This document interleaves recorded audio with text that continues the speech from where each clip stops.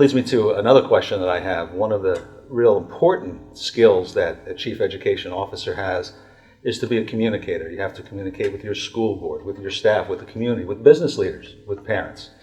Can you think of any examples of communication recently during your work that were really primary as a role of chief education officer? Without a doubt, communication is a very important aspect of this job. First of all, visibility. Parents want to know who you are.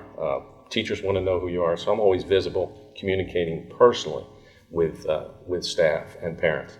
We also have, I put out on our website a monthly message to parents, what's going on in the school district, but also we put out weekly educational tips on our website to parents to help them, especially if it's the first time that their children are coming to school, how to help your child be successful as a student.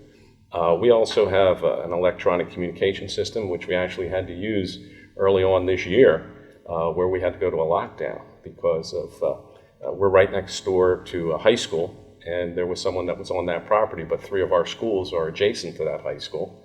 And we had a lockdown, and I had to indicate to both the board and to the parents very quickly that the students were safe, that the police were on the scene, and once the person was apprehended, and we then recommunicated with the parents saying everything, it's all clear and it's safe. So there's a lot of different ways that you need to communicate with your parents. Most of the things I like to do are positive through the educational tip, the monthly message.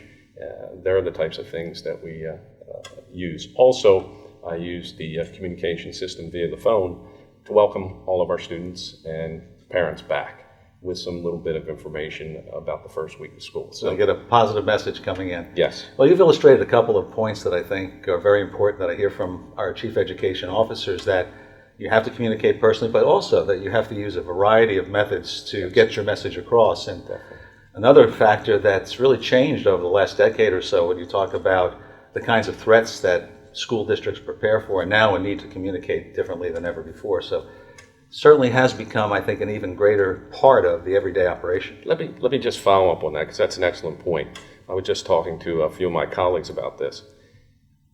10 years ago or 20 years ago, when I had my first superintendency, you didn't have to worry about the safety.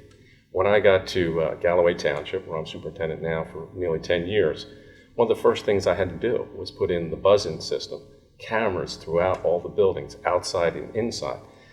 We had to make sure that every parent could be identified. You never had to think about those things. So that's another very interesting part, but for a part that's really has to be done as part of a superintendent. You have to make those kind of decisions. But in retrospect, if you look back 20 years ago, you didn't have to worry about that, but you do now, to make sure that the children and staff are safe when they come to school.